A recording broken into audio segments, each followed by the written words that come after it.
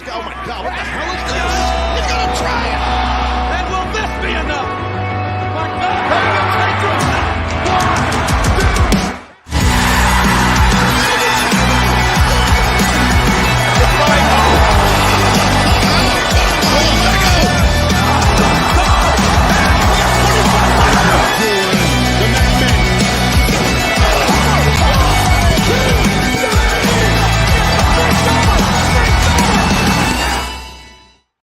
What is up, everyone? Welcome to another episode of Ruckus Wrestling. I am your host, Josh Mabry, along with my tag team partner in this business once I learned how to point because it's a mirror thing, Justin Toner. How are we doing today, sir? Doing good. Good. That's good. So, kind of a short news cycle, but yet a big news cycle because two big stars, one that was destined to have a great 2024 and one that we need around to make WrestleMania what we hope it would be, and that is Seth Rollins and Cora Jade. Now, we do unfortunately have the news that Cora Jade did tear her ACL at a live event last week. She's going to be out. Obviously, ACL injuries out 6 to 9 months. Even it used to be a lot longer, so medical, all that stuff. But yeah, just a unfortunate situation. It just, she was destined to be. This was her year. Oh yeah, it was very obvious when she had been away for off TV for a couple months. They brought her back at deadline, and she was already immediately getting a serious push. It's like as a major heel on NXT. It definitely felt like she's probably going to get in line for a title shot in the near future. She was getting big wins. So yeah, this is just awful news for her. She's still young. She's still like 22, 23, but yeah, this puts a serious dent in her career progress in WWE. Unfortunately, it sucks. Yeah, there's just no way to put it. It sucks. This was because she, like you said, it kind of reminded me of Tegan Nox because she literally tore her ACL, fights her way back, tears it like literally like after her other knee. And then she finally gets back, has a decent run, has that really nice feud with Dakota Kai, then gets released. I don't know, I just went down a Tegan Nox thing, but now she's back with the company doing fine. But that just stinks when you go through an injury, get back, and then do an injury again. Injuries happen in wrestling. Booker T did weigh in on it. I did see a comment from him when they asked him about wrestlers getting hurt, and he thinks it's just the style these days, which does have a factor. I mean, certain people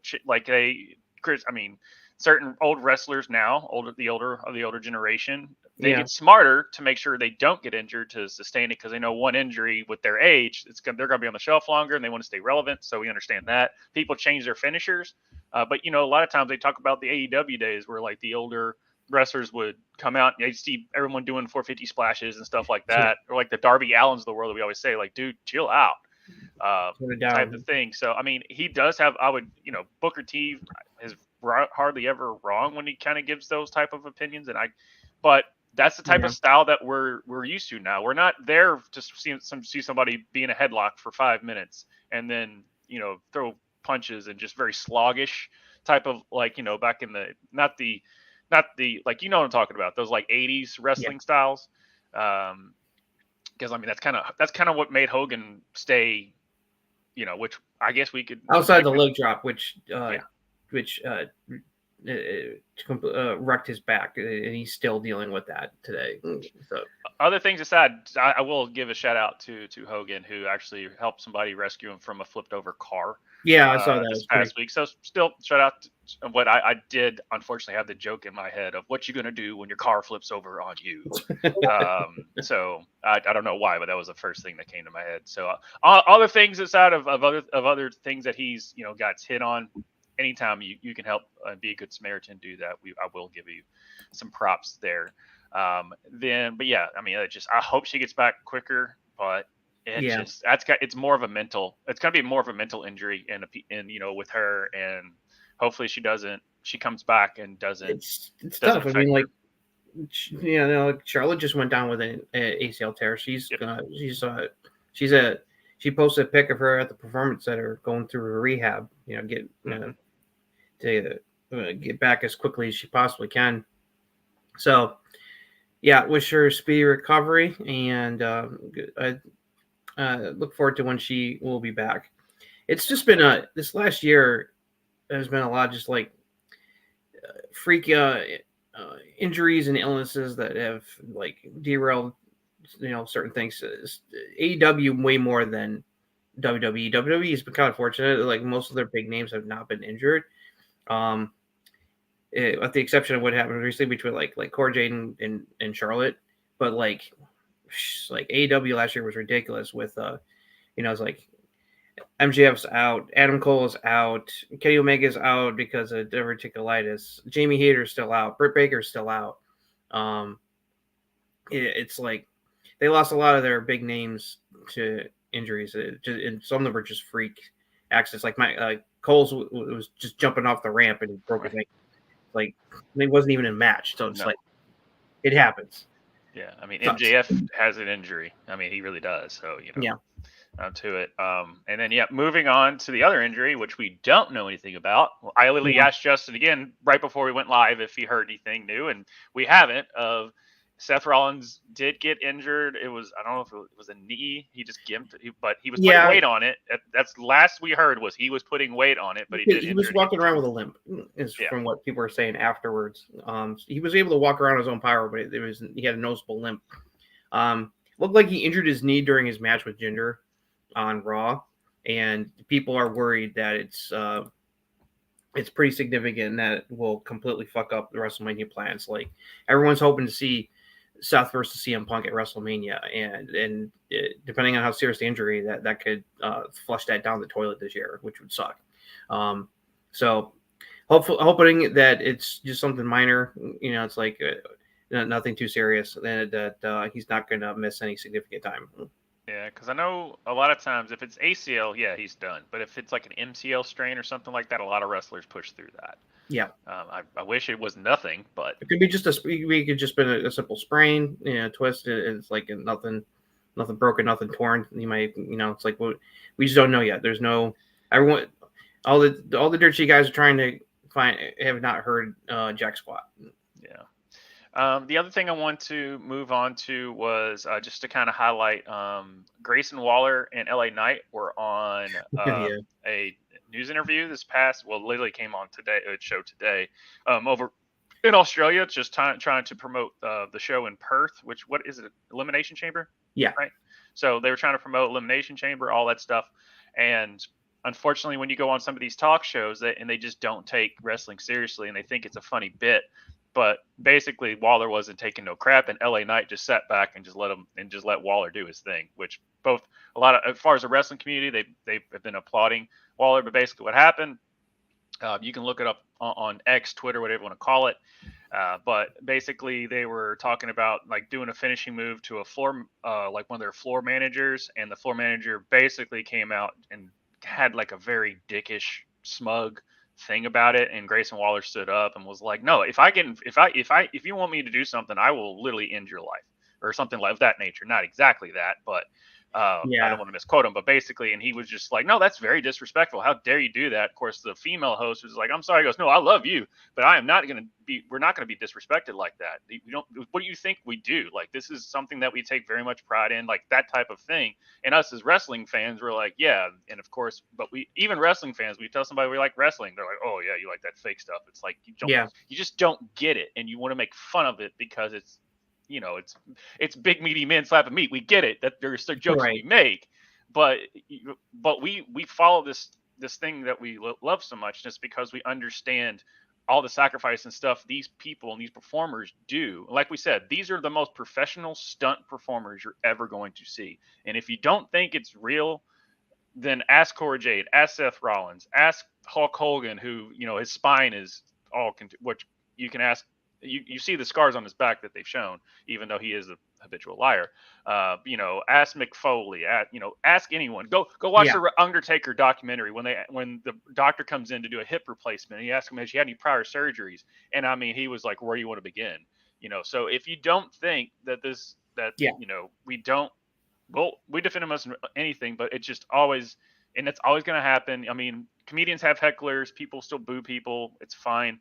But it's always nice to see, and big ups to Grayson Waller. I'm pretty sure he's going to win a couple more matches just based off of that, how he responded to that alone. And big ups to LA Knight for just not saying anything and just let Grayson Waller do his thing. Yeah, no, yeah. It's like I saw the footage. Like LA Knight just let him handle it with it. It's like he didn't have to step in or anything.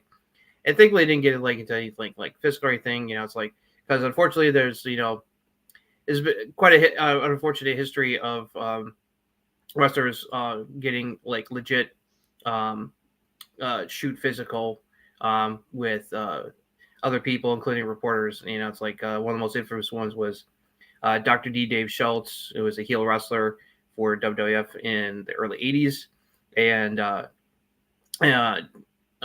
well-known reporter John Stossel was interviewing him at Madison Square Garden after a show reporting on wrestling. And he pretty much straight asked him if it was fake. And Dr. Death slapped him not once but twice in the face, legit. And as a result, he got fired, and his wrestling career was over. Yeah, it was done. It's like just like that. There's the infamous the other one that people also forget is like Hulk Hogan choking out Richard Belzer, which he legit choked out Richard Belzer, the actor. Yeah. It's like it's also like sued Dr. D for for slapping him. It was legit. It's like. Of course, then there's like those were like real things, and then of course you got the famous like things that look like real or worked, like the legendary moment when Jerry Lawler slapped Andy Kaufman when they were on David Letterman. That was all kayfabe. That was all part of their feud. It's like it was planned. But it's like they made it look real. It's like, so it's like it's a fine line between the real, what's real and what not real in those kind of situations. So thankfully nothing got it. Thankfully what happened with Grayson didn't escalate to those kind of levels. So, but it's totally understandable him defending the business. It's like, because still people are like, isn't wrestling fake? It's like there's people that still have that question, and it's like. It's like these guys are real athletes going on there putting their bodies on the line, just like, like other, people in pro sports like NFL and stuff like that. But yeah, it's like who wins the matches is predetermined, but what they do in the ring is very physical and very demanding. And it's like, as we've seen, you can get seriously hurt, either by accident or, or someone doesn't do their job right, they get hurt. It's like, you don't know. No, and then also another one, obviously, like we talked about before, is one of the famous ones, and it was trending today because of the Grayson Waller video, is the Roddy Piper, Sting, Medusa. I believe they're all on Bill Maher, and Bill Maher was, being his smug, pretentious self, called him out saying it was fake, and then literally, Roddy Piper wasn't taking it. He stood up and basically yelled, like got right in Bill Maher's face, like pulled his pants down, showed like half his ass to show like all these chair shots and like all the injuries and stuff like that. And he was just, so go watch it. I will never do it justice, but Roddy still, RFE Roddy, was always awesome on that. But yeah, so just shout out to Grayson Waller and LA Knight for holding the fort down and still obviously unfortunately having to defend the business, even though it doesn't really, I don't know why people still think that it's like play fighting, and it's not really that. The action's real. And the other thing I wanted to end on was the Pro Wrestling Insider Awards were released today. And we have Wrestler of the Year, kind of the Wrestling Women of the Year. No surprise, it's kind of been doing it for the other awards that have come out. Seth Rollins, Wrestler of the Year. Rhea Ripley, Woman of the Year. Most Popular Wrestler of the Year, Cody Rhodes. I didn't know that was an award, but shout out. Fashion of the Year, The Judgment Day, which, yeah, I guess I was thinking the Bloodline would have still taken it for 2023, but I'll give it to the Judgment Day. Tag Team of the Year, FTR, hell yeah, all day. They should win wrestling. They're top 5 all time. Match of the Year, which I was surprised on this one. It was a great match. I wouldn't have put it number 1, but it was Rhea Ripley versus Charlotte Flair at WrestleMania. It's a good pick. It's a good pick. I would have done one of the two Ospreay versus Kenny Omega matches, but it is what it is. On that inspirational award, Mark Briscoe. That goes without saying. Yeah, On that, absolutely. I feel like they just made that award just to give it to Mark Briscoe, just because. I wouldn't be surprised, but yeah, it's like which he did. He on Dynamite, that was awesome. we'll get to that. Comeback of the year, Trinity. Okay. Yeah, with what she's done in TNA to boost her wrestling career for sure. Yeah, I know her time in TNA is coming to an end, and she's expecting obviously to go back to WWE, but she's still got some other tapings to do in Orlando. People thought that this past weekend at the TNA pay-per-view, Hard to Kill, which she we had Dana Brooke and Dolph Ziggler both are TNA, so just that's a thing there. Yeah, she lost the women's title to Jordan Grace. Mm-hmm. Mm-hmm. Most improved, LA Knight. Yeah. Rookie of the year, Sol Ruka. I don't know who that is. She's at NXT. Okay. She has the insanely cool finisher. That like in Gainer off the top rope. She's cutter. Yeah, another injured wrestler. But yeah, that thing is awesome. But again, that's how injuries happens, because you do these type of crazy things. But yeah, that finisher is freaking amazing. Yeah. Indie Wrestler of the Year, Matt Cardona.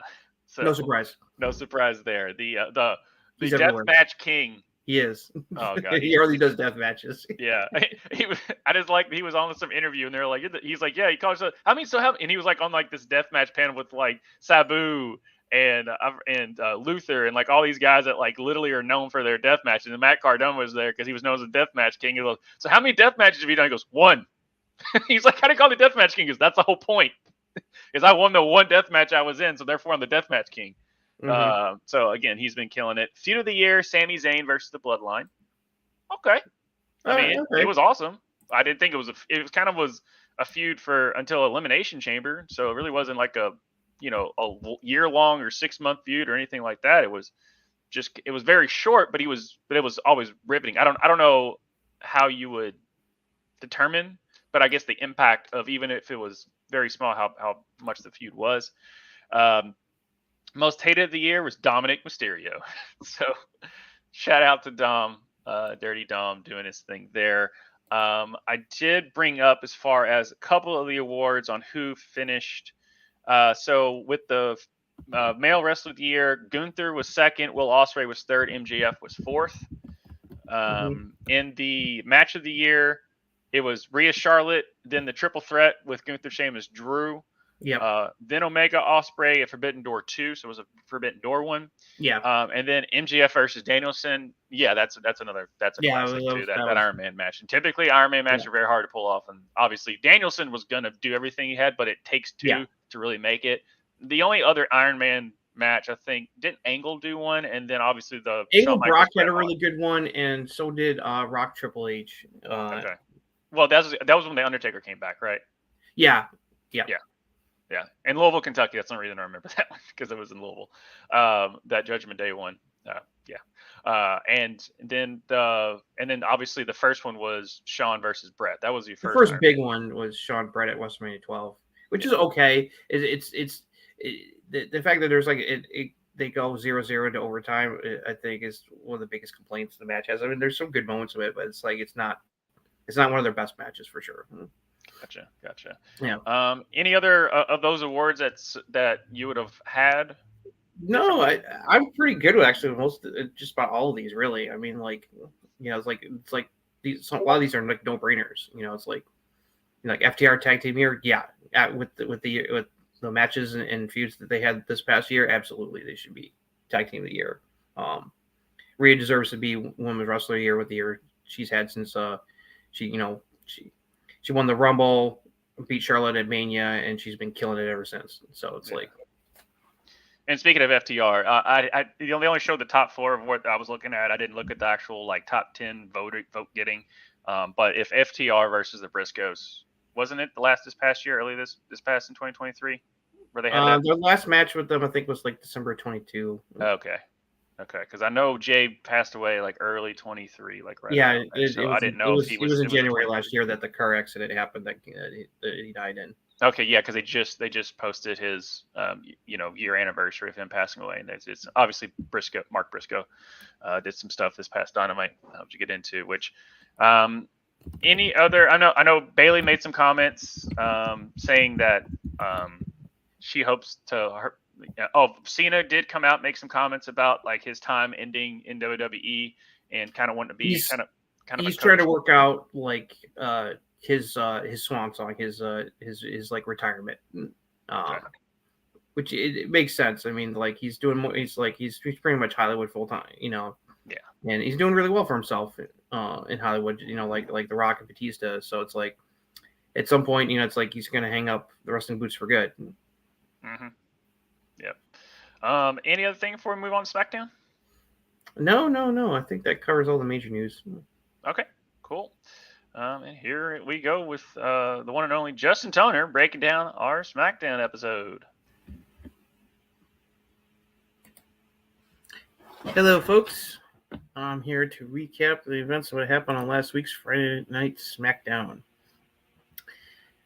The show was supposed to open with Cameron Grimes versus Grayson Waller, but that didn't happen because the Bloodline, in the form of Solo Sikoa and Jimmy Uso, attacked Grimes on his way to the ring and laid him out. They and Paul Heyman got in the ring, and Heyman was cutting a promo, complaining about what Nick Aldis did last week. He says Nick Aldis is the bad guy, not them. He put the Tribal Chief in a four-way match at the Royal Rumble, where it's almost guaranteed that he can lose the title. Nick Aldis comes out and takes the mic from Heyman, tells him to disabuse himself, noting that this is a conversation between equals because it isn't.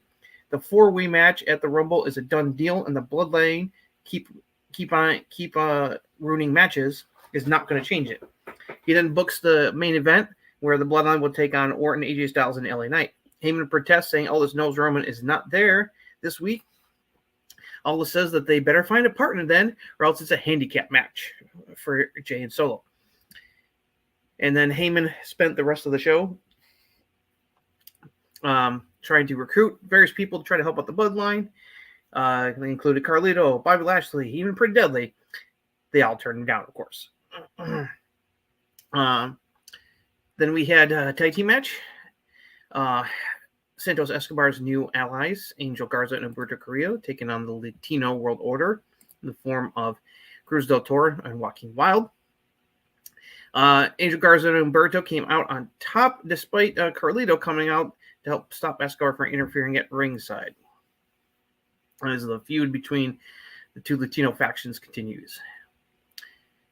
Then we had Bianca Belair defeating Bayley in a one-on-one match.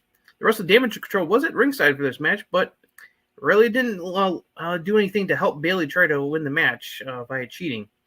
Bayley confronted them about this in the back after the match was over, and Dakota Kai told her that they all felt that she could win the match on her own and didn't need her help, especially if she wants her plan for them to all win the women gold in WWE to happen. So the seeds of the Damage Control split with Bayley continues.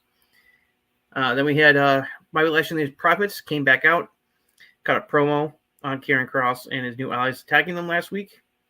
That led to Paul Ellering coming out to introduce a new video on the screen from Kross, who dubs him and the AOP as the Final Testament.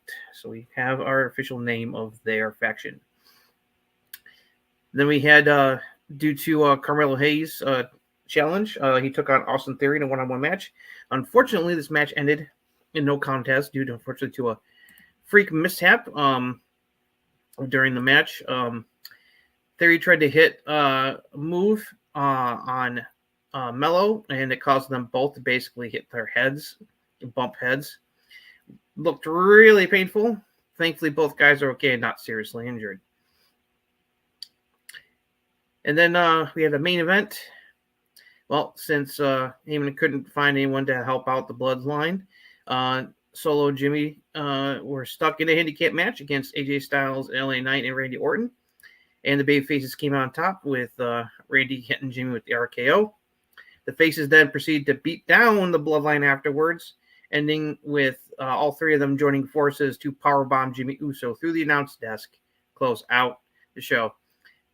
So that's all that happened this week on Friday Night Smackdown. Oh, thank you as always for that breakdown. First thing I want to didn't Orton get like didn't they attack him or something and then he came out like right at the end, like backstage? Isn't that how like it? So it was like a 2v2. That's how they ended up doing that. Oh, they attacked. Yeah, I forgot. They attacked Orton before the match started and tried to like even the odds, but he eventually recovered and came out and joined the match and he ended up getting the pin there. Okay. So, but final judgment. I'm indifferent on this. I want to like it, but I'm also like, I like the name. It's like the name is great and the presentation is great, and I like even the promo that Karrion Kross did and the vignette that they did. Mm-hmm. But since he came back, Karrion Kross has been okay at best. Authors of Pain have been okay in the ring to me on that. So I'm indifferent on it. But might as well. Mm-hmm. So, I'm kind of on that. Great match between Bianca and Bayley. Oh yeah. They could fight forever. Bianca came out today was saying, like, heck, I would want to do me and Bayley at Mania. I don't care what you all say because you just like, the chemistry is just so palpable. Yeah, they have good chemistry. With their fine match between Garza and Carly. I forgot how good they are because they haven't been on the main roster in a while. I forgot how good they are. Yeah, I know. Yeah, it's like the Walking Wild and Cruz del Toro are really showing off how good they are lately on SmackDown and on NXT. And the stuff because we'll get to that because LWO's in the Dusty Cup tournament on NXT and they're running wild. So it was great stuff. Good stuff to continue to keep heating up the Latino faction feuds. Mm-hmm. And I think our show today is brought you by injuries. Stop it. Yeah. Because of what Grayson Waller and Austin Theory and Carmelo. Austin Theory, sorry, Grayson Waller. Austin Theory and Carmelo could have gotten seriously hurt, and thankfully they're both okay. Yeah, because Carmelo was wrestling on NXT on Tuesday, so it's like they just got. I think they just got their bells wrong, and thankfully no concussion. But it looks scary. It looks scary. People were worried. You see the footage, it's like he's like. He hit me, and the ref put that X up real quick. Yeah, so when you see the ref do the X, it's legit. First time I ever saw that was when Kevin Nash tore his quad and ended the NWO forever. that match there. But yeah, low main pain is going to be no more pain because we ain't going to do it anymore. I think because it's a risky looking. And after that happened with both of them, I don't think Austin Theory is going to be able to do that. I think they're going to tell him, nah, can't do it. Probably not. Same thing. They for a while they wouldn't. That's a lot of people thought that he wouldn't be able to do the Styles Clash, and he really hasn't done the Styles Clash in forever. Just because there's a couple of times where the wrestler like tries to tuck his head and almost breaks his neck. There was Stevie Richards famously didn't tuck his head properly during Styles Clash when he and AJ had a match back in TNA back then. And he's done a video for it on his YouTube channel. Definitely check out his YouTube channel. It's really cool. Where he breaks down matches and angles and stuff like that. He did a whole video about how he nearly broke his neck. He said it wasn't AJ's fault. It was his fault because he didn't properly tuck his neck all the way back. Right. What you're supposed to do for that kind of move. And it's like, he dropped him right on his head, and it's like he could have been seriously fucked, and so he got lucky. But he's like he's like it's not AJ's fault. It's like I'm going to explain. It's like this botch is on me. It's my fault. Yeah. But AJ's been does pretty good job with the Styles Clash. Yeah, I love that Mia Yim busted out the Styles Clash against Io Sky because she's been hanging out with AJ. So I was like, that was a nice shout out to AJ that she used Styles Clash on Io during their match. I thought it was cool. Yeah, I think he's been mentoring her a lot in backstage because she's posted a lot of stuff on Instagram, especially obviously just kind of go with the kayfabe thing about like them having some they're wanting AJ, Papa AJ or Uncle AJ. That's what or Uncle Aaron, I think is what the Good Brothers call him. Yeah. Anyway, like even like not even kayfabe, that's what they literally refer to him as Uncle Aaron. And with the whole like the OC nut, and they came back and he was like, what y'all weren't there for me, blah blah blah, type of thing. And so she's been posting a lot of stuff, but you can tell I think he's had a lot of influence on her, just outside of the ring, as well, which is always great to see. Yeah, just I'm a big fan of Mia Yim. I wish they would. I'm glad that they're still presenting her as at least a solid. Yeah, she was kind of in limbo, but now that AJ and the Good Brothers are back, it's like she's getting more focus again, which is good. Yeah, but overall, yes, solid show. Shout out to the Shield powerbomb through the table. Yeah, that was I did like that bit. The fact they didn't do the ooh-ah, I was kind of hoping that would do that. But I think that was a very clear message they were sending to Roman. Yeah. But I think and even after the match, there's some videos where Randy basically looked at LA and AJ was like, yeah, we might end up fighting each other. But when it comes to these assholes, or like something like that, and he was pointed to Solo's like, and that fat ass. Yeah. Yeah, no, it's like they all have their they're gonna be in a fatal four-way and they're gonna keep each other, but they all hate the bloodline. So they were able to work together this time, and it's like they beat the crap out of Solo and Jimmy, and so Roman's gonna be really pissed when he comes back. Yeah. Do you at this point? I think it's just part of the story now of just Roman only showing up every once in a while, because they've already come out and said that Roman's not even going to be at They're really Elimination playing that into the storyline, especially when Heyman's like, Roman's not here, he's not here this week, and I was like, well, then you better find somebody else to take his place. Yeah, I love what Nick Aldis is doing. He is on fire. He's given zero fucks. Yeah, to Heyman in the bloodline, and I love it. And it's like and they don't know what to do because they've had their way for so long. They've been able to push people around. It's like can't do that. It's like Adam Pearce, like you talk to me like you're an equal. No, you are under me. You and Roman are under me. I am your boss. Mm-hmm. It's like you can't bully me. You can't control me. And it's like it's fantastic. And so it's like it presents a whole new problem for them.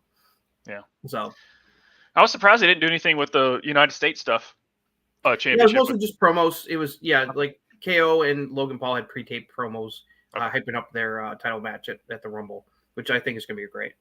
Okay, cool stuff there. But yeah, overall, to me, the best match. I mean, the main event was fine. I mean, they're going to do fine, but it's more like story building, gimmicky type stuff there. Yeah. But I mean, the Bianca Bailey to me was that was great. The match of the night of that show. But again, I wasn't. Were we expecting any less when it comes to those two? No. When they face off. So two of the best there. So your thoughts on the show? No, it's good. It was a good show. Okay. And we'll move on to Monday Night Raw. Hello.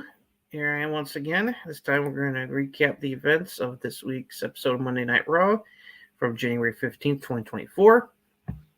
Show opened with some footage showing Seth Rollins and Jinder Mahal both arriving in the arena and of their World Heavyweight Championship match in the main event for this week's show. That led to then Cody Rhodes coming out to cut a promo in the ring, but he got interrupted by Drew McIntyre. Two of them had words talking about their shared history. Drew bring up how they both left WWE to improve themselves and then came back to bigger success. But Drew still doesn't understand why Cody would want to help Jey Uso move to Raw, why he's okay with CM Punk coming back to WWE. And it doesn't matter in the end. He's going to finish his story, not Cody. He's going to win the Rumble and go main event WrestleMania and win the title again. Cody agreed that there are similarities between them, but he relishes his second chance here these days, while Drew seems to do nothing but complain. And he says that the last time that they faced off in one of a match, he asked Drew who won. Spoiler alert, it was Cody in the Indies. Then backstage, Damian Priest confronted R-Truth about selling bootleg Judgment Day merchandise. Truth gave him a giant wad of cash as his cut and asked what's going on with the Dominic Mysterio.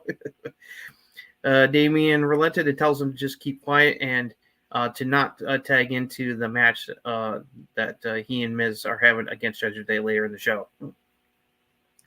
The tag team with DIY, Johnny Gargano and Tommaso Ciampa, defeated the Judgment Day team of Dominic Mysterio and JD McDonough as they continue to build momentum to eventually get in a title shot against Finn Balor and Damian Priest. Speaking of tag divisions, the women's tag division got a lot of focus this week with some matches. First up, Candice LeRae and India Hartwell defeated the former tag team champions Chelsea Green and Piper Niven. Then we cut to the back of the show. Judgment Day is still not happy about the whole R-Truth situation, but when Damian Priest shows them the money he made selling their merchandise, they kind of chill out for a little bit. Then we had Imperium, Gunther, Intercontinental Champion, and Ludwig Kaiser coming out. Gunther talks about how last year he almost won the Royal Rumble at the number 1 spot, breaking the longevity record doing so. And, of course, the only person who stopped from winning was Cody tossed him out to win the match. So he says that he's going to once again be in the Royal Rumble this year, and this time he's going to win and go on the main event WrestleMania.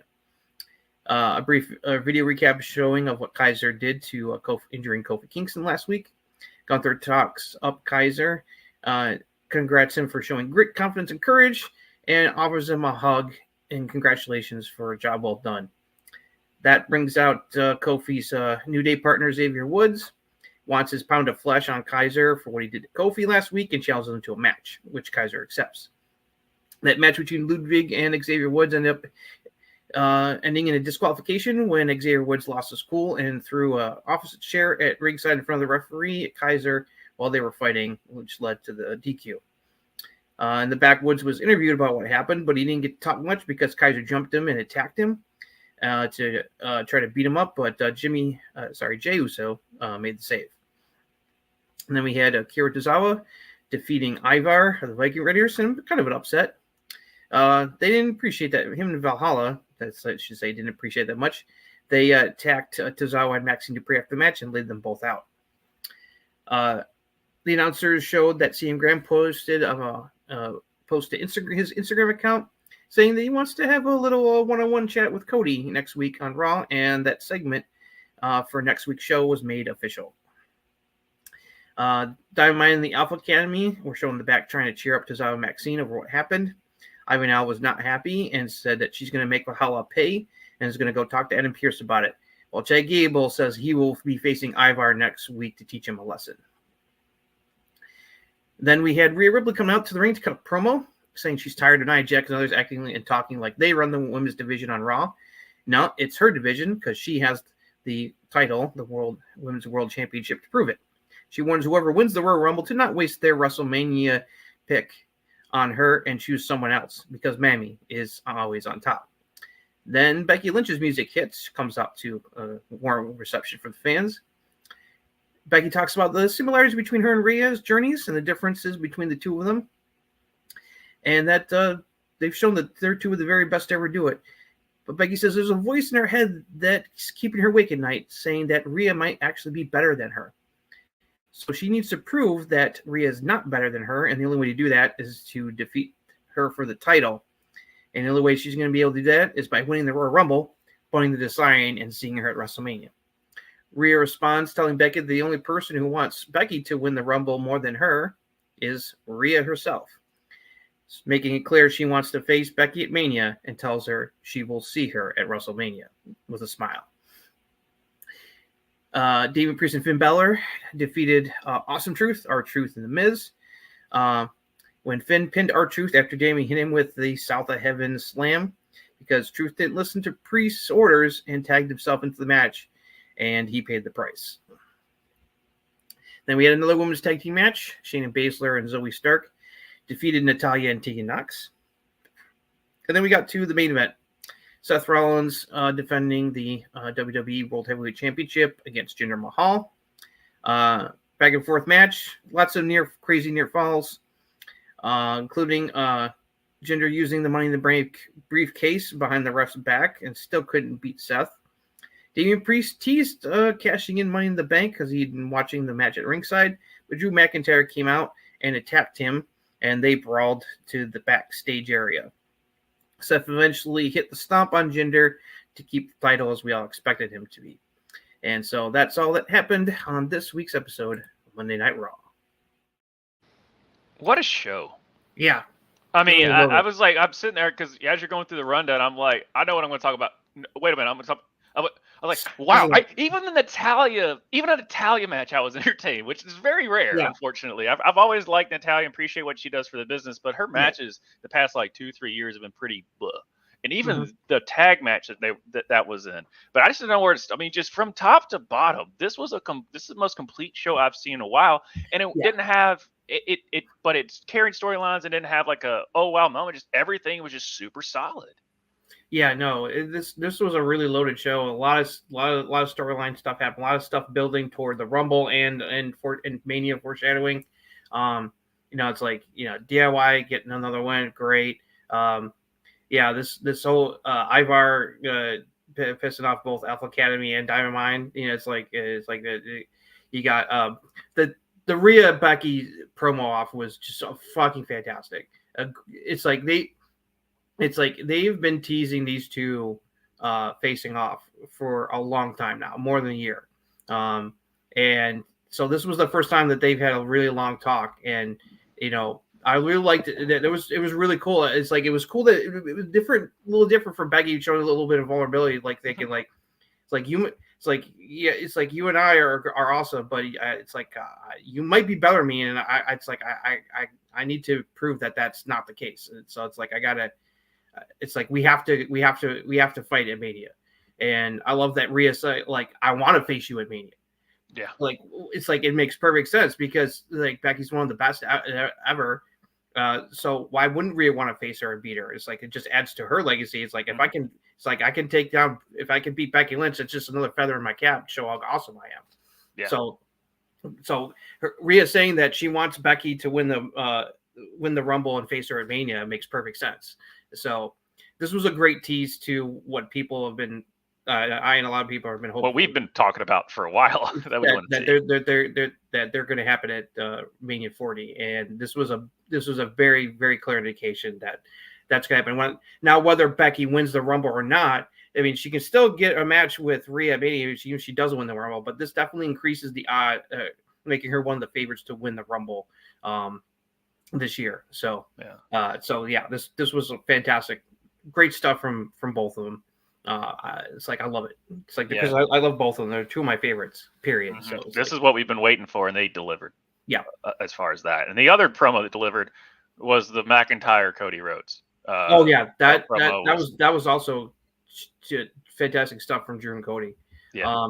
I forgot about their tag team. That was like part what I was like. I forgot about that. Forgot they were tag team champions. Yeah, I totally forgot about that.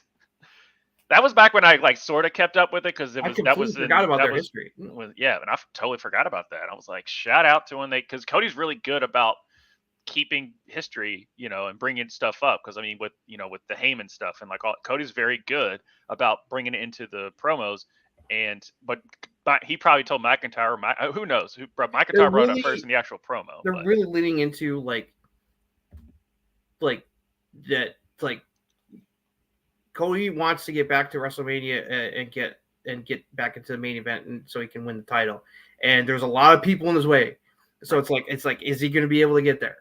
It's right. Very clear because it's like, because Drew's like. No, this is my time. It's not yours. It's like I'm finishing my story, and of course, Punk has made it clear that that's what he wants. And so, and then we're getting Punk Cody face off on this week's episode of Raw. So that's going to be very interesting to see what they're going to say to each other. Because the last time they talked, Cody's like, "So yeah, it's like you made it clear you want to win the Rumble and be at WrestleMania." It's like, basically like, yeah, that's what I want. It's like they both want the same thing. They both want to win the Rumble and they want to main event Mania. But only but unless they pull a Brett Luger 94 co-winner thing out of their hat, that's not going to happen. No, I think CM Punk's going to win. I think he's kind of the front runner in my mind. The female one, I don't know. I really do not know who's going to win that. It could be Becky, or Bailey's definitely a possibility as well. Mm-hmm. Bailey, because that's the whole EO thing that will to add more fuel to the damage control breakup. It's like, yeah, It could be Nia, obviously. I don't think they would do that quickly, but she's on a decent run right now.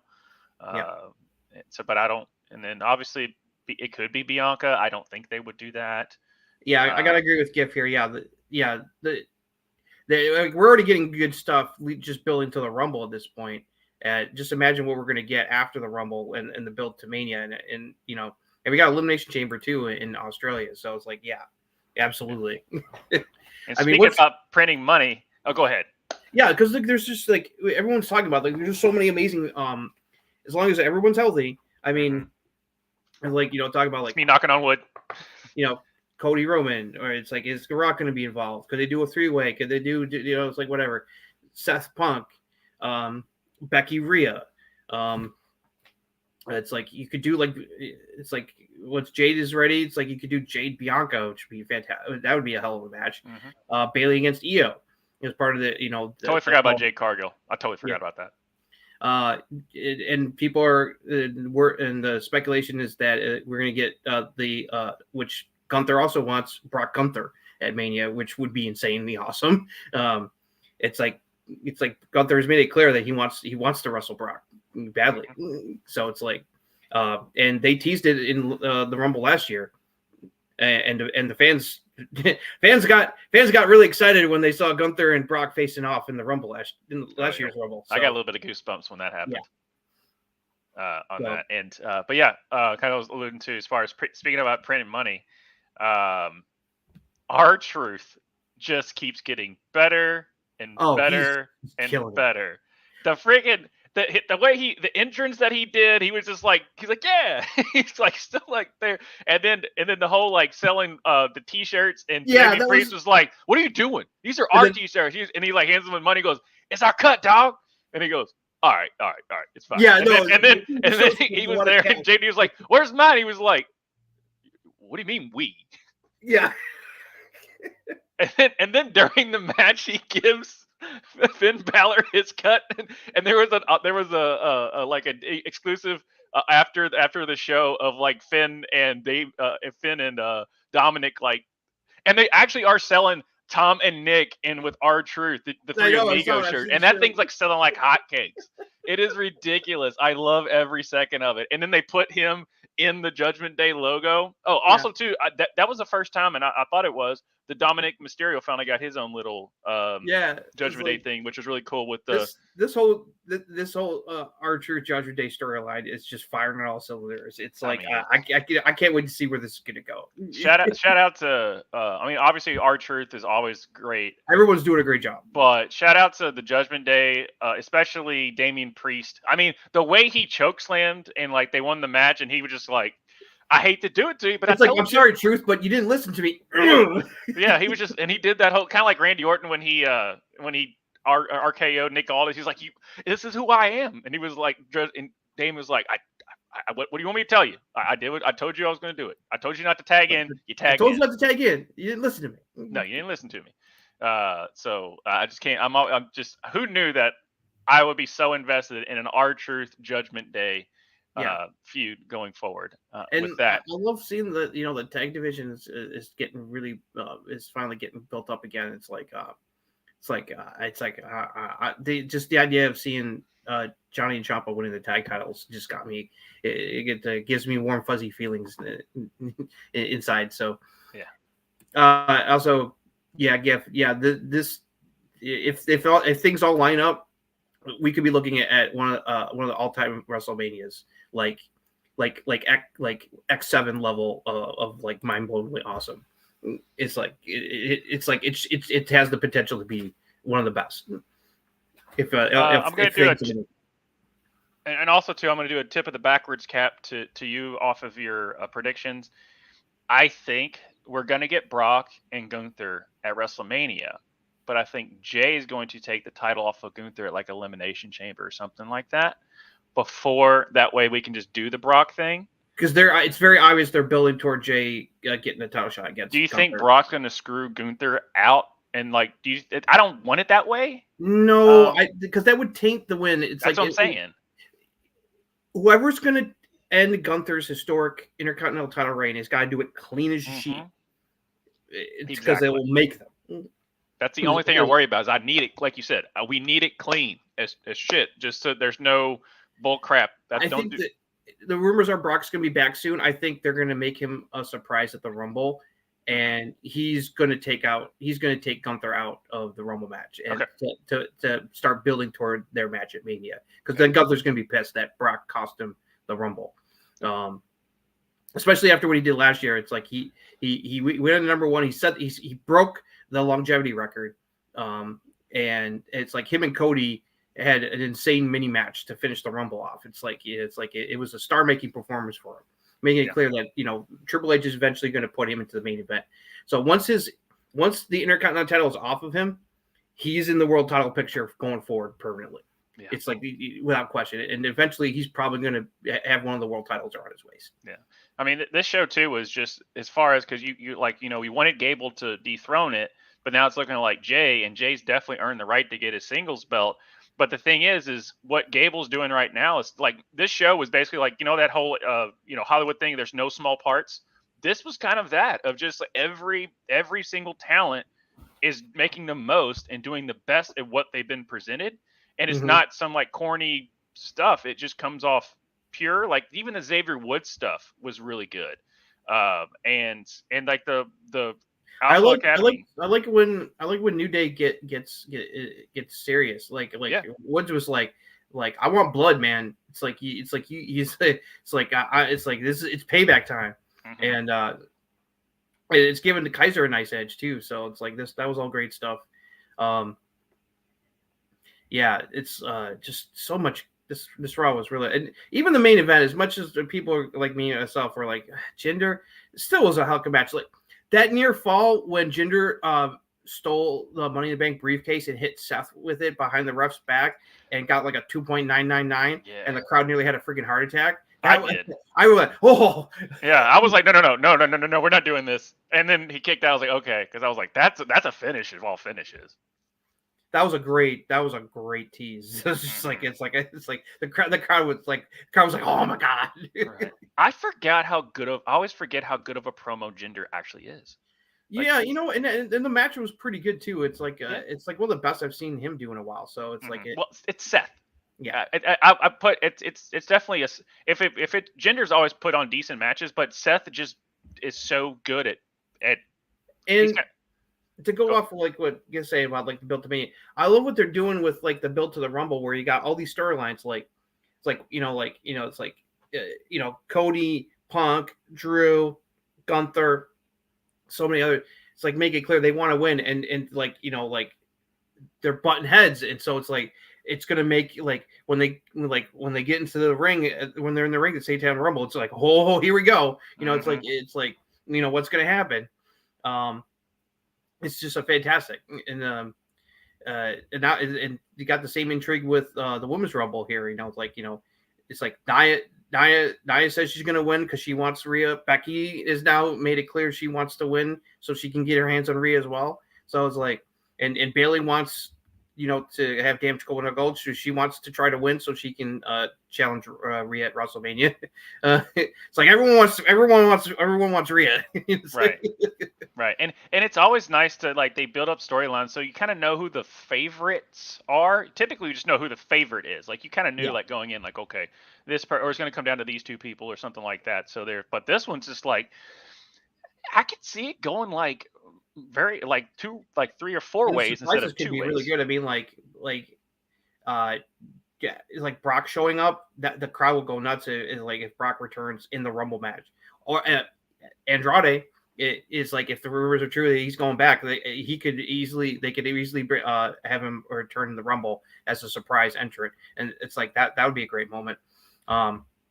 So yeah, this is excellent episode overall. Yeah. Do you think Andrade is going to deal with all the LWO stuff just because he's Andrade? Maybe. I can't see him not being involved. I mean, but which side he's going to be on? That's the thing is I think they'll do something. He has to do something just because it's Zelina Vega. I don't want him to side with Santos because that would overshadow Santos's heel run right now. It's like, No, he needs, because they're mad at. I saw just one random person say I think it WWE's would be mad at cooler if Carlito right now. if he sides with the LWO and reign them. That would make things a lot more interesting. I mean, it makes sense with him and Selena Vega's history. Oh yeah, absolutely, because of Selena. It's like, Right. It's like they could play that up, like that, Selena brought. It's like Selena reached out to him for help. Yeah, and I remember Ray way back when, before it was like 3-4 years ago when Ray made his comeback, and he was like, he was in Ray shape that he is now, and he was talking about doing like an LWO thing with Santos and Andrade and stuff like he named Andrade. So that's if Andrade's coming back, he's definitely going to get inserted into the LWO versus Santos faction. So. Do you like the Shayna Zoe Stark team so far? They're growing on me, just like Tegan and Natalya. I like that they're trying to establish teams. It's like and Candy and Indus are not like just thrown together. They were tag team champions in NXT. It's like they've teamed together a lot. So I was happy to see them finally get a win for a change too, which was nice. Yeah. So it's like I like that it's like they're doing a good job. They're trying to rebuild. Triple H is doing everything he can to try to rebuild the women's tag division, and it's baby steps, but we're getting there. It's like we're getting established teams. They're fighting it out, trying to establish the pecking order to see who and can't forget about Asuka and Kairi reforming the Kabuki Warriors. And you also got Alba Fire and El Sudan, who. And that's another feud that's like they attacked the Kabuki Warriors during the holiday match. So it's like they're making clear, they're establishing the teams, and we got a couple teams here. So it's starting to feel like we're getting like an actual division for a change. So yeah, and the step one was putting the tag team titles on an actual tag team. Yeah, with Katana, and they're getting over. Did you hear it's like listen to the reaction that Kaden and Katana were getting from. It's like fans are getting behind them, which is great because they're an actual tag team that and have chemistry as hell. Their tag team moves together are great. It's like their double team moves are really creative. So I'm happy for him. Katana's she's been in a couple Rumbles and she's done it before, but now that she's on the main roster and they're highlighting her, and because of her Ninja Warrior stuff in the past, they're definitely going to have her be like the woman Kofi Kingston as far as the cool like non-elimination stuff. Would be cool if Trinity decides to return to WWE and become Naomi again. I'd love to see her and Katana try to outdo each other for like crazy near Rumble elimination teases. Yeah. If Trinity's gonna, I think Trinity, it's like I'm like 70% sure Trinity's gonna come back. But that being said, aren't her and Jimmy kind of the same way as like some other of like a Seth and Becky, like they like to do their own thing and not to do any type of couple things? Okay, because I was like, are they gonna do any bloodline stuff with her? I don't think so. People speculated about it before her and Sasha walked out, so it's like okay. All right. Anything else on Raw? But no. This Raw gives golf clap. Yeah. That's a very rare you get a golf clap from these two gentlemen. I will say that. So good job. Really good show. Really good show. And so we will move on to AEW. Hello, folks. Here I am to recap this week's events at AEW. So let's get to it. We'll start with Collision. Adam Copeland, Radar Superstar, defeated Lee Moriarty. The Mogul Embassy defeated Lance Archer and the Righteous to remain ROH six-man champions. Dustin Rhodes defeated Willie Mack. Hangman Adam Page defeated the Workhorsemen's JD Drake. Deonna Purrazzo, the Virtuosa, made her AEW debut, defeating Red Velvet. FTW champion Hook defeated Kevin Matthews. And in the main event, House of Black defeated FTR and Daniel Garcia. After the match, they attacked Daddy Magic, but Daniel Garcia and Cash Wheeler chased them away with steel chairs. And the isolated Bro King and FTR gave him a shadow machine to close out Collision. And Collision was immediately followed by a Battle of the Belts special number 9, 1 hour title matches. It started with AEW World Tag Team Championship match in a street fight. Big Bill and Absolute Ricky Starks defeating Chris Jericho and Sammy Guevara, thanks to a little interference from the Don Callis family of Powerhouse Hobbs and Takeshita. They attacked Sammy and Jericho to help champs retain.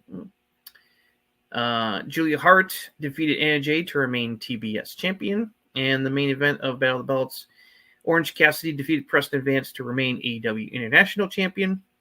The Undisputed Kingdom had come out and was watching the match from ringside.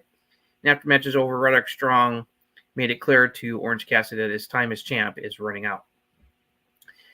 Then we get to Dynamite for January 17th, 2024 of this week.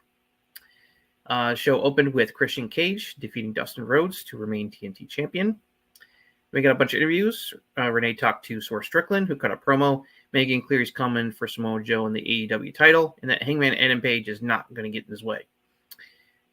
Jericho talked to Renee Paquette about how he and Sammy got screwed out of winning the tag team titles by Don Callis' boys and vowed revenge. Matt Sydal came out and talked a little crap with him, which set up a match between them for this week's episode of Rampage. Then we had the best friends, Orange Cassidy and Trent Beretta, defeating Commander and Penta El Zero Miedo. Oh, sorry if I mispronounced that. The Undisputed Kingdom, Roderick Strong, Matt Taven, and Mike Bennett came out, confront the best friends afterwards. Roderick Strong challenged Orange to an international title match at AEW Revolution pay-per-view, and basically told Orange to enjoy the next 6 weeks because when it comes to the pay-per-view, he's going to be taking the title from Orange. Mark Briscoe came out and paid a very lovely tribute to his late brother, Jay Briscoe, who died in a car crash 1 year ago. Very touching, especially when he brought out his nieces with him, because one of the nieces was thought to never be able to walk again after the fatal crash that they were involved in. So very, very touching moment. And they also played a little video tribute to Jay Briscoe as well. Very classy by Tony Khan and AEW. Then Renee had an interview with the Young Bucks, who insisted that they be called by their full names, as they are the executive vice presidents of the company. Basically doing a full heel promo about having to get serious and clean up the AEW locker room. They're all about getting rid of yesterday's self-serving cancer superstars. Now, Sting is not like that, but he's the last of a dying breed, and while they like Sting, they want to send him out of the company by defeating him in his retirement match. Basically, making it clear they want to face Sting and Darby at AEW Revolution for Sting's swan song.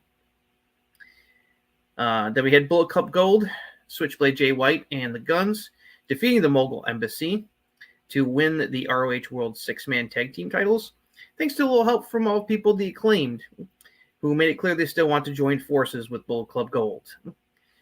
I wonder if a scissoring is coming between the two groups. And Cole was with Wardlow backstage, cut a promo about how Wardlow hasn't even scratched the surface of what he's capable of, and he's going to go down as the most dominant wrestler in AEW history, and it's only a matter of time before he becomes AEW World Champion. Then we had Deonna Purrazzo, the Virtuosa, defeating Anna Jay. Timeless Tony Storm, AEW Women's Champion, was out on commentary. Hilarious as always. After the match, Deonna called out Tony, who responded in kind, and ended up chucking a shoe at her as Luther carried her away on his shoulders. Great stuff. Then we had a tag team match, Private Party, defeating Top Flight. Thanks to Mark Quinn doing a little cheat to win, using some rope leverage to pin Darius Martin. Then we got a video package from Sting and Darby, hyping up them challenging Ricky Starks and Big Bill to the tag for the AEW tag team titles. And then our main event, Samoa Joe defeated Hook to remain AEW World Heavyweight Champion. He beat up Hook pretty good, but Hook put up a decent fight and wouldn't go down. But eventually, Samoa Joe hooked in the Coquina Clutch. Hook tried to fight out, but eventually he passed out And after 3 arm drops, ref called the match. Hook got back up and basically taunted Joe, saying he wasn't done. So Joe went back in the ring, gave him a muscle buster. Hook still wanted to indicate he wanted to fight Joe some more, but before Samoa Joe could do more damage to him, Hangman and Page came out to make the save. Backed up Hook. Swerve Strickland and Prince Nana were watching all this from the crowd, and all 3 men had a little bit of stare down, setting up a future world title match, probably at a 3-way at Revolution. Hangman helped Hook up, gave him props with the fans to close out the show. So that's all that happened on this week's episodes of AEW television. Hold on. Yeah, we lost it. Give me a second. We almost lost our branding. Oh, no. Oh, here we go. There we go. There it is. I don't know why I clicked off of it. All right, Tony, I want you to listen to me real quick. Just right here. Keep doing this main event / storyline development. Don't keep giving us the indie bull crap. Whatever that you just did, whatever it was at the end that you just gave us with that Samoa Joe hook and then the other 3 stare down each other, do that. Please. Just keep doing that type of stuff, but the rest of the show too. I love this episode of Dynamite because it's like there was all kinds of storylines being built. Yes. It's like which is what we've been saying. It's like Tony, you got to build storylines, and it's like the Young Bucks killed it with this new heel persona they're going with. As we are the executive vice presidents, we're here to clean up. We built this company. There's troublemakers all over the place. We're cleaning this place up. And it's like, and obviously, it doesn't take rocket science to know who they were mainly referring to as being old cancerous superstars. Right. Wink, wink, nudge, nudge, but Nudge, like wink, the biggest nudge, like. That's the man. Renee Paquette was killing, man. She was really busy tonight, man. She had to do a lot of interviews. It's like she does a really good job of that stuff. It's like, yeah. But no, there's a lot of stuff being built here. And it's like, I love that, it's like they're building toward, Deanna versus Tony, and they're bringing up their past history. Like that is like, I've known you for a while. It's like, I don't know what's happened to you. It's like, but it's not going to stop me from challenging you for the title. And, Tony, it's like Tony's just being, timeless Tony. And it's like, oh my God. When she called Taz the Tasmaniac, I literally laughed out loud. I'm like, that's what for you who don't know, that was Taz's name when he first started. He was known as the Tasmaniac before it was shortened to Taz. It's like that was his gimmick name when earlier in his career. So like her doing that, like, and also the stuff she was doing with Ian Rappaport. Oh God. So good. Well, didn't she, what did she call Shivani? She said something about him like he looked. I think she like mistook Ian for Tony because Ian was subbing for Tony Schiavone because Tony Schiavone was sick. That was it. So that's why Ian was on the commentary team for this week's episode because Tony was sick. Gotcha. But okay, the one thing I do want to ask, because some people, it was like 80% of the internet loved that Hook Samoa Joe match. Yeah, and really, Joe was really good about highlighting and making Hook what they've always. It's kind of been like a ironic thing about like send Hook, and he's definitely a crowd favorite. But at the end of the day, they're like, Hook's got his limits. Whereas now they're like actually pushing him and made him look strong. But I will ask you, cooking out of Samoa Joe's finisher at 1, do you think that was the right decision? Or do you think that was a waste of a very protected finisher? Mm-hmm. I thought it was fine because it's like Muscle Buster isn't like super protected, not like certain other moves like the One Wing Angel, right? Where I've seen other people kick out of the Muscle before, maybe not at 1, but it's not like the first time someone's kicked out of the Muscle Buster. So like they did it the 1 because they were trying to put over just how a tough motherfucker Hook was, even though it was I like how they booked this match. It was very clear. It's like he was Hook was out of his league a little bit, but he put up a hell of a fight, and he refused. It took a lot for Joe to finally put him away. I mean, it's like, and also the finish also was good for him because it's like he didn't tap out. It's like Joe had to choke him out into unconsciousness to win the match. He had to literally knock him out. So it definitely had kind of that Undertaker Jeff Hardy ladder match vibe of like, there's no way this is going to happen. It didn't, but they built the loser up the way you're supposed to build while also protecting the champ. So, no, I like how they booked this. Yeah, no. Surprisingly, they didn't overbook it. See, Tony, keep it simple, dude. Yeah, it really. Yeah, sometimes you just get it's. I've learned over the days the KISS method. Keep it simple, stupid. Yeah, and Swerve. Okay, I remember. I'll take back what I said about Swerve's mic skills because that freaking promo that he did was oh god, yeah. When he's fire. talking about, oh yeah, like that. Even if God like came down from the heavens and blessed Hangman Page, he still can't beat me. It's, right. it's like damn, that was a great line. Great line. I was like, all right. You know what? I think he again like Shawn Michaels. I think he heard me. We'll get to that. And then also Swerve. I think he heard me last week. I was like, I don't know what your mic skills. And then he freaking drops that bar. Okay. All right. Oh yeah, Hangman's was good too. It's like I'm loving the promo work. It's like I'm all down for Joe versus Swerve versus Hangman at Revolution for the title. That's this Revolution card is shaping up really well. You got Roderick and Orange. Oh, Strong versus Orange is going to kick ass. Yeah, Roderick versus Orange. I did like how they kind of addressed the internet people saying like, Wardlow doesn't like being in the faction, so then they highlight him. I do like how they RIP to the Jay White cardboard cutout, so now they're at the Rock Hard Juice Robinson cutout. I like that because it's like they're like we miss you, Juice, so like we're gonna have you be the cardboard cutout for now until you get back. Yeah. I don't know, man. Bang Bang Scissor Gang may happen. It's like Acclaim's really pushing hard for them to join forces. Do you think the Bang Bang Club is going to take the triple ROH tag titles that I can't remember what they're actually called? I think the trios titles. I saw they could do a unification, unify the titles. It's like maybe like okay, we'll work with you, but first let's face off, see who's the best trio.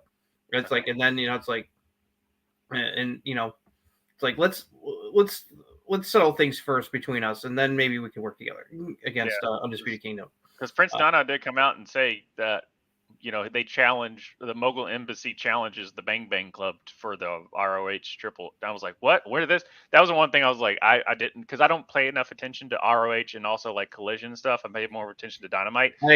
Sometimes I get thrown off on that. So maybe you can catch me up on why that's even a thing. Yeah. I told almost hardly anything important happens on the Rampage anymore. It's a very skippable show. Sometimes some good stuff happens on Collision, but it's like they're doing their best with it because without Punk, because Punk was the main selling point for Collision, and now that he's gone back to they kicked him out and he went back to WWE. It's like they're trying. Yeah, it kind of came out of nowhere. It's like, but it serves a purpose for other storylines that are going on. So, yeah. I think I think Roddy's going to take the title from Orange because it's like you have to build up Undisputed Kingdom. It's like they need to start collecting gold. Yeah, it's like they already had the ROH. Which... Yeah, the ROH tag titles. It's like put the real tag titles on Taven and Bennett, and it's like then we'll talk. It's like the ROH stuff. Just that should stay on the ROH. It's like it should not be on AEW. But anyway, if Undisputed Kingdom wants to be the big time heel faction, they got to start collecting gold. So it's like they got some titles. But like Strong beating Orange for the international title would be a big step in that direction. So I think that would be the right move. I mean, because Orange had a long enough reign the first time as champion anyway. So it's just like, I think it would be good for Roddy. Yeah, no, it definitely, Roddy definitely needs that there. So again, like this isn't a total golf clap. It takes a lot. It takes a lot to get a golf clap, but this is a one clap. I'll give it a one clap for this show, but especially Please, that Tony, main more event. shows, more Dynamites like this, please. Yes, like, more Dynamites like this. I know you're trying to figure out something with Rampage and Collision. Unfortunately, Collision had like the lowest rating it's had this past week. Yeah, I did see that. Which I mean, if you look at the card, it's just like again, it's just a kind of a thrown the together. main event was awesome. Like FTR and Garcia against House of Black was awesome. Yeah, and they did the little dance afterwards. Yeah, it was great. With FTR, that was an internet thing where they actually did the FTR did the Daniel Garcia dance. So I thought that was pretty funny there. All right, so that should be anything else on AEW other than the fact that main event was the best main event I've seen in AEW as far as storyline build on top of building stars, like just a whole lot of layers in that main event. Yeah, thumbs up for Dynamite this week for sure. Yeah, and then we'll move on to a show that I actually now care about for reasons, and we'll get back. We'll let Justin tell us why I am so happy. There's a reason. Yeah.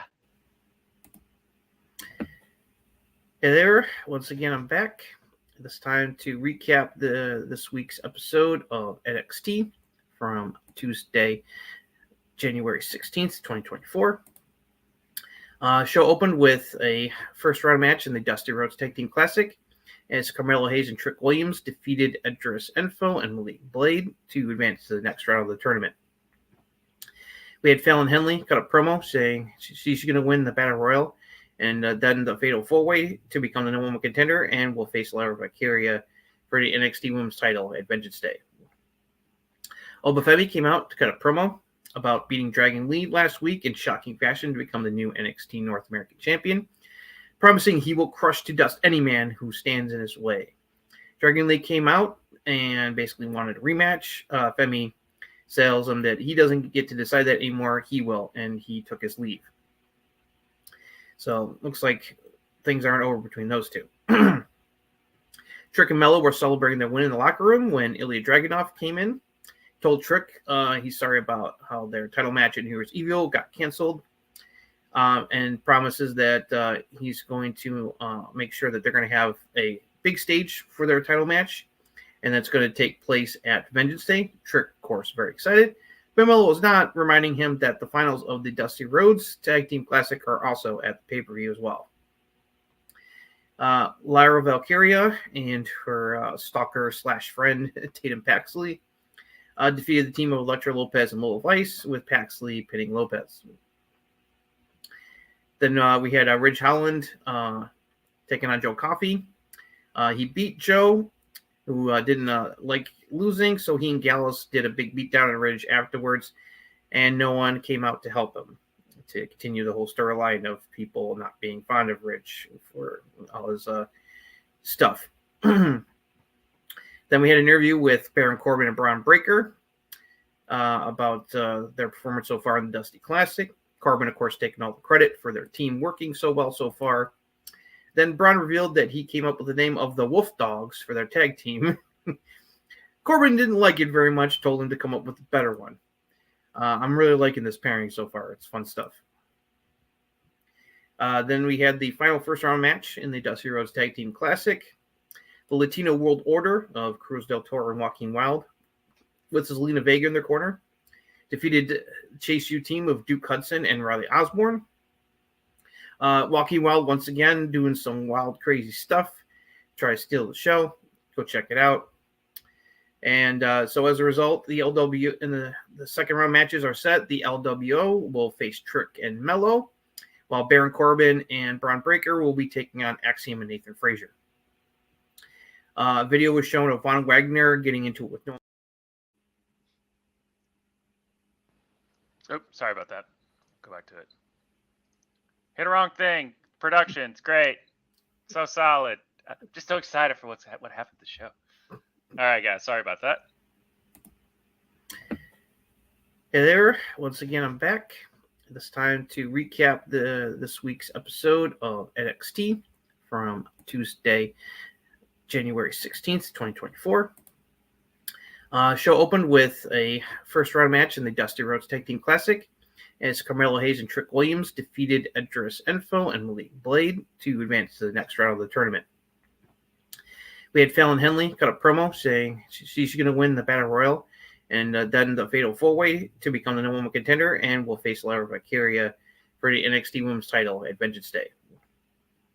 Oba Femi came out to cut a promo about beating Dragon Lee last week in shocking fashion to become the new NXT North American champion, promising he will crush to dust any man who stands in his way. Dragon Lee came out and basically wanted a rematch. Femi tells him that he doesn't get to decide that anymore, he will, and he took his leave. So looks like things aren't over between those two. Trick and Mello were celebrating their win in the locker room when Ilya Dragunov came in. Told Trick he's sorry about how their title match in Heroes Evil got canceled, and promises that he's going to make sure that they're going to have a big stage for their title match, and that's going to take place at Vengeance Day. Trick, of course, very excited. But Mello was not, reminding him that the finals of the Dusty Rhodes Tag Team Classic are also at the pay-per-view as well. Lyra Valkyria and her stalker/friend Tatum Paxley defeated the team of Elektra Lopez and Lola Vice, with Paxley pinning Lopez. Then we had Ridge Holland taking on Joe Coffey. He beat Joe, who didn't like losing, so he and Gallus did a big beatdown on Ridge afterwards, and no one came out to help him to continue the whole storyline of people not being fond of Ridge for all his stuff. Then we had an interview with Baron Corbin and Braun Breaker about their performance so far in the Dusty Classic. Corbin, of course, taking all the credit for their team working so well so far. Then Braun revealed that he came up with the name of the Wolf Dogs for their tag team. Corbin didn't like it very much, told him to come up with a better one. I'm really liking this pairing so far. It's fun stuff. Then we had the final first round match in the Dusty Rhodes Tag Team Classic. The Latino World Order of Cruz del Toro and Joaquin Wilde, with Zelina Vega in their corner, defeated Chase U team of Duke Hudson and Riley Osborne. Joaquin Wilde once again doing some wild, crazy stuff. Try to steal the show. Go check it out. And so as a result, the LW in the second round matches are set. The LWO will face Trick and Mello, while Baron Corbin and Braun Breaker will be taking on Axiom and Nathan Frazier. Video was shown of Von Wagner getting into it with Noam Dar in the locker room, probably setting up some potentially an NXT Heritage Cup match between the two of them in the near future. Dijak defeated Trey Bearhill, one of the new up-and-coming talents. Joe Gacy was on commentary during the match, and afterwards, he and Dijak got into it and ended up brawling to the back. And Trey got jumped by Lexus King from behind afterwards, and he laid him out in the middle of the ring, screaming and yelling at him that he ruined his chance to win the breakout tournament. I guess those two are going to be into a feud now. Then Josh Briggs had a meeting with JBL in the backstage area. He wanted some advice from JBL since he picked him to be in the Iron Survivor match at the Deadline pay-per-view. JBL tells Briggs that he's got a lot of talent, but the problem is he doesn't know who he is right now, and compares his own journey to being the eventual wrestling god he was to Josh's, and basically kind of give him a little bit of a pep talk in his own way. Trick and Mello were talking in backstage, and Trick told Mello not to worry, that he can do double duty at the pay-per-view. They'll get to the finals of Dusty Classic and win it, and he will also become NXT champion at the same time. That seemed to appease Mello for now. Before the Battle Royal happened, Vic Joseph and Booker T sadly confirmed the reports that Cora Jade indeed tore her ACL at an NXT house show over the weekend, and that she's going to be out for almost a year. Very, very sad news. And then the main event was the Battle Royal for determine who will become the number one contender to the NXT Women's title. Well, lots of talent in this one. Not going to go over the whole thing. A lot of eliminations happened. Some big names got tossed out, like Blair Davenport and Gigi Dolan. And obviously setting up future feuds and stuff with who eliminated who. The final 4 came down to Fallon Henley, Kiana James, Kelani Jordan, and Roxanne Perez. So they immediately went into a fatal 4-way match, which was great stuff. Lots of crazy near falls. Crowd was really into it. Kelani Jordan came really close to winning it. She hit Kiana James with her split-legged moonsault finisher, but Kiana's buddy Izzy Dean pulled her out to break up the pin at the last second. No DQ in a fatal 4-way. Jordan attacked them, and then when she got back to the ring, Roxanne hit her and then nailed her with pop rocks to win the match and become the #1 contender. So it'll be Lyra Valkyria versus Roxanne Perez for the NXT Women's title at NXT Vengeance Day, making me a very happy man, and especially my buddy Josh a very, very happy man, which I'm sure he's going to get into once this recap is over. So enjoy yourself, Josh. That's all. He spoke no lies. He spoke no. That's why I screwed up the production, because I was trying to look for something that's not copywritten. I hope this is right. Nope, it's taking too long to fire up. I don't care. It's supposed to be something that says dance pop. I'll play this air horn. Maybe that'll work. There, we'll do that one. That'll work. Hot dang it. Finally. Now, it sucks because I think this is supposed to be Cora Jade's spot. But we're not going to talk about that. We're going to talk about the greatness, the prodigy, the goddess that is Roxanne Perez. And that I'm actually going to watch an NXT pay-per-view the first time in like 3 years. I'm so excited. So excited. I watched that finish like 7 times. Yeah. I was going to ask you, like, how many times did you watch the ending to the match? I watched the interview. I watched that stare down. I was like, Valkyrie, I always call her Valkyrie. I can never say it. But Lyra, just keep it, hold it tight, because you ain't going to have it after this one. You ain't. And if you do retain it, which you probably will, I will go back to saying Shawn Michaels the worst booker ever.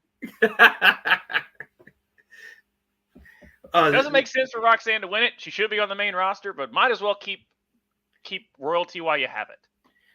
I think this is I definitely, I wouldn't be surprised if they were probably planning on having Cora win this to challenger, although that would maybe be a little too soon. Who knows? But Roxanne is a great choice because of how great she is. Her and Lyra are going to have one hell of a match at the pay-per-view. I can't wait. And Roxanne's definitely been channeling into, as they say, they call it in Baldur's Gate 3, the Dark Urge. Channel a little bit more of the dark side. So I like that. I like the intensity, especially from her post-match promo. And her frustration is like, it's like she's been having to go through a lot of crap this last year ever since she lost the title, and she didn't get pinned when she lost the title. It's like never gets pinned. I don't care what it shows. I don't care what the tape shows. She never gets pinned. She's perfect. Yeah.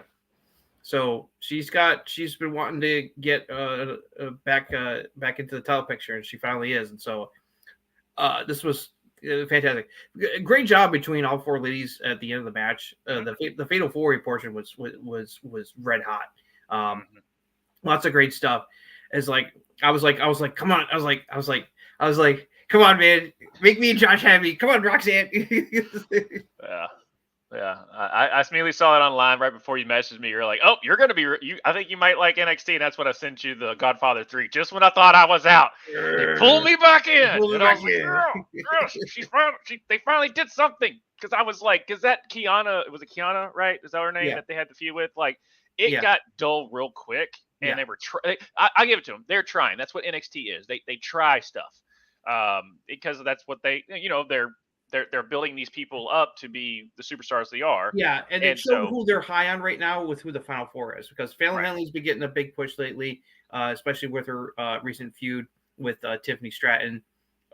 Same thing with Kiana James, especially because she just recently feuded with Roxanne. And Kelani Jordan, they're really high on. She made it to the finals of the breakout tournament, lost a little vice, but she's really talented. So seeing that those 4, I was not surprised. Although it was very interesting, there's two notable big names in the women's division that were not in this match: Nikita Lyons and Tiffany Stratton were not in the Battle Royal. I don't know why. Probably because maybe to protect them a little bit. Maybe, I don't know. I don't think, no word on that they're injured. So I'm wondering. Royal Rumble. Probably, I wouldn't be surprised. Especially Tiffany Stratton for sure, but Nikita Lyons, that's the only, that makes the most logical sense. Because why would you put them in this thing and lose, only to put them in the Royal Rumble? It just, Nikita and Tiffany were the two big names that I was kind of surprised were not in this Battle Royal. So I was like, where's Tiffany? Where's Nikita? Why? I was like, everyone else made sense. You know, it's like,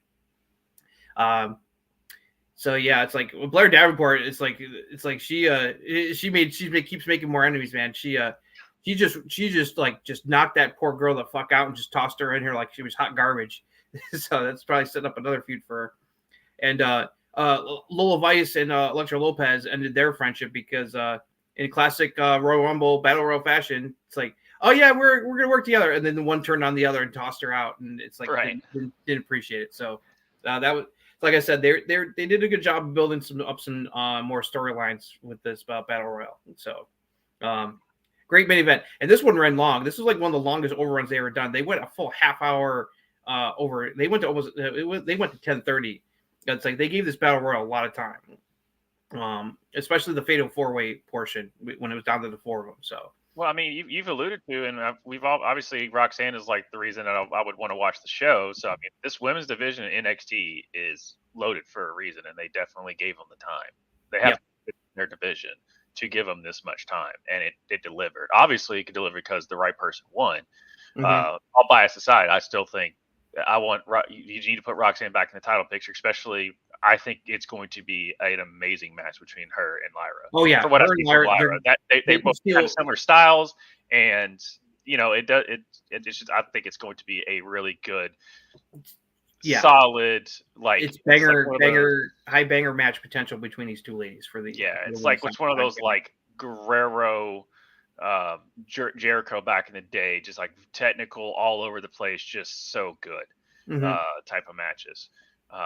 So I just think this one's gonna be really good. And as for some of the other stuff, I wasn't sure about it, but I'm loving Braun Breaker. I was getting ready to say I saw that backstage interview. That was hilarious. That was Braun Breaker is killing it right now. It's like this is why me and some others are like, why isn't he on the main roster? He is ready. He's gonna kill it. I love how Bear's like, wait a minute. You came up with that name how long ago? Yeah, that was before we even teamed up. Right. Yeah. And then Braun's like, well, obviously he was thinking about wanting to team with him well before it actually happened. Right. Yeah. Although he's like, just come up with a better name. Yeah. It was hilarious stuff. I'm loving their pairing right now. Yeah. Well, I mean, Baron. Like I said, I've always been I know he gets that X-Pac heat and stuff like that, but if you put Baron in the right situation, he's always a solid talent. Yeah. So no. I also like the JB. There was some nice continuity because JB, as they mentioned, JBL was kayfabe wise was one of his picks for the Iron Survivor match was Josh Briggs, and so it was a nice callback where Josh Briggs is like, "Yo, JBL, I need some advice, man." It's like I'm because he's breaking out into singles now, so he's like I like that, and lots of other little stuff, and oh yeah, this was a good episode of NXT. I did watch again. Oba Femi, is that how you pronounce it? Yeah, the New North. I did watch a little bit of his promo. Number one, I didn't realize I had to look up. He was like, I was a D1 athlete, Division I athlete. I'm like, where? And he did track and field at Alabama. And then another thing was they're starting to do like a what chant for him, but like his own whatever that saying with the crowd kept saying. What was the saying? I don't know. You could just kind of fill me in on what that was. Yeah, I know what you mean though. I noticed that. Yeah, but solid promo. It's an NXT promo. Like it's nothing. Yeah. Oh, it's nothing you can tell, but it did what it needed to do. Yeah, he's a real rookie, man. He's just like he's green. He's got some green stuff to him, so he's not quite ripe yet. as they would say. So having to work with Dragon Lee, it's like that's definitely gonna help him. So yeah, and I'll make the prediction. I think it's pretty obvious. I think the finals of the Dusty Cup is going to be Braun and Corbin versus Trick and Mello. Yeah, and then that's when the Mello turn. Just turn, damn it! Would you please have this feud? I think they'll be part of the turn. Like Mello will be really pissed that they didn't win the Dusty Cup, and then he'll turn on Trick during his title match with Ilya. Yeah, and it's because of the whole because he's doing double duty. Is it Mello or Trick doing double duty? Trick. So Mello's probably like, dude, if you just wouldn't have done double duty, we wouldn't have won the Dusty Cup. Just petty stuff. Exactly. Like yeah, because he's like, oh, dude, how can you? It's like, how can you be able to focus? It's like you do. It's like, but he's like, I can do it. It's like, so yeah, it's and we could see Baron Corbin and Braun Breaker as NXT Tag Team Champions. That'd be kind of crazy, but it's like it's very possible. Because if they make the finals, I think Braun and Corbin are going to win the tournament. Yeah. But overall, the best NXT show of the year by far. Yeah. Maybe some bias there, and it's also a big. HBK, we love you. Thank you for making us very happy, especially making Josh happy. Yeah. I'm going to watch NXT again at least for now until she loses and I don't like you again. So good show. You've got me for at least a couple more weeks before I was so excited because I'm like, I can't wait to let Josh know. It's like, I was like, I'm not going to spoil it, but he's probably going to know what I mean. No, as soon as, like I told you too, I was like, I know what it is. I know what it is.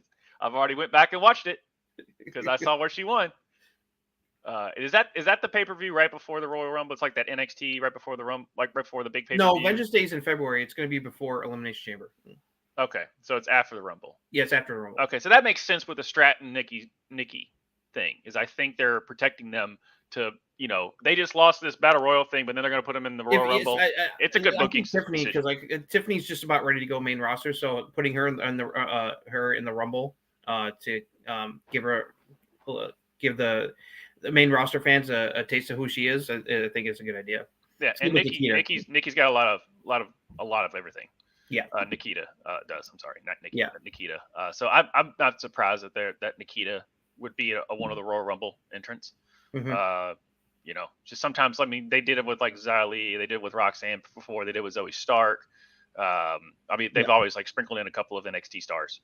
At least they did it with the men a couple of times. I mean, Gargano was in one. Keith Lee, obviously, he was in one. Yeah. But he had the real big stare down with Brock. That was a really. Oh God, that was a dream match that unfortunately we missed out on Keith versus Brock. Yeah, never counted out. I mean, but I don't think it's going to happen. So, all right. Well, and speaking of Keith, it sounds like he's going to have to get more than one surgery for his injury. So it's like we might not be seeing him for many months. I miss Graybeard. That threw me off for first when he became great. Yeah, I didn't like the Graybeard. It made him look reminded me of like he's not a spring chicken. Yeah, but no. If anything else, I believe that is it. No, it's like ended on a good note of Roxanne Perez taking over the world. That was good. NXT was good. Dynamite was good. This week's off to a good start. Let's see if SmackDown can. SmackDown, step your game up. Basically, is all I got to say. Like SmackDown was fine, but you had 3 solid shows. Now, one was very top heavy, but that's the biggest top heavy show that you will always. So our bias is basically trumping SmackDown's okay show. Is basically what that is. And then Raw and Dynamite, especially was just, and even a little bit of the collision with the Roderick Strong orange stuff was really good. Mm-hmm. So overall, solid week of wrestling. Yep. And for all our wrestlers out there, stay healthy. Yes, please, Seth, don't be that bad. Yeah. And then Cora, I'm praying that he's not seriously hurt because that'll fuck up WrestleMania a little bit. So yeah. And then obviously Cora, speedy recovery as soon as you can. Don't rush it because we don't want what to happen. Unfortunately, now to happen again. As far as you just get back from injury, then re-injure something else, because that's a lot of times what happens is someone comes back too quickly. Kurt Angle, type of thing there. So, but anyway, thank you all for joining us. Let us know who you think is going to win the Royal Rumble, even female, men's side. Comment down below. Yeah. Comment why Roxanne Perez is the greatest wrestler of all time.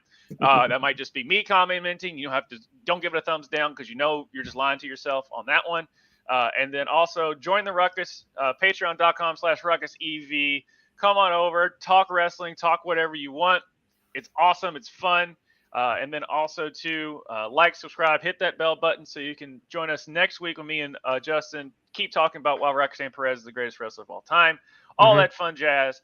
And thank you, obviously, Justin, all the time for all of everything that you put in. It's always enjoyable every week. And we will see you all next time.